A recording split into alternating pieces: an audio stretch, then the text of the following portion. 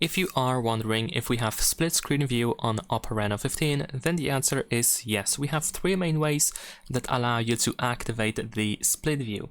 The first method is to open an app that you want to open in the split screen view.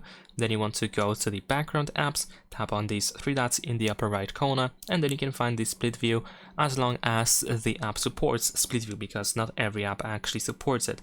Then you can choose the second app, and there we go. Now we have this split view activated.